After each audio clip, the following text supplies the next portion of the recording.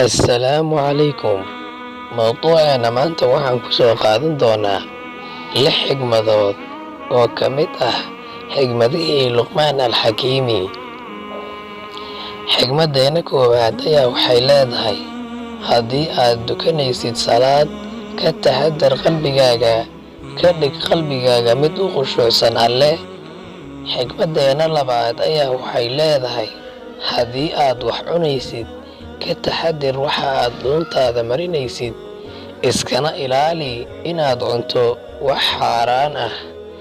Xigmaddeena saddexaad ayaa waxay leedahay: haddii lagu marti qaado, ka taxaddar indhahaaga, waa inaad xakamaysaa naftaada oo aad xushmaysaa cidda ku marti qaaday.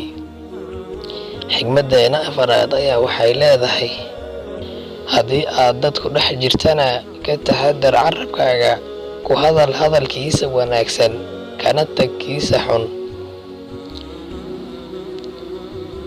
Xigmaddeena shanaad ayaa waxay leedahay: sidoo kalena waa inaad xusuusnaataa 2 arrimood. 1. waa inaad Alle kaga mahadcelisaa nimcooyinka faraha badan oo uu kugu deeqay. 2. waa inaad xusuusnaataa geeri iyo inay dunidu tahay meel ku meel gaar ah oo aad mar uun ka tegi doontid. Xigmaddeena lixaad ayaa waxay leedahay: sidoo kalena waa inaad iska ilowdaa 2 arrimood. 1. waa inaad iska ilowdaa wanaag walba oo aad cid kale u gashay. 2. iyo wax walba oo ay cid kale kuu geysatay. waayo ballanqaadka wanaagsan waxa uu jiraa aakhiro. Sidaa awgeed, dib u dhigo camalkaaga wanaagsan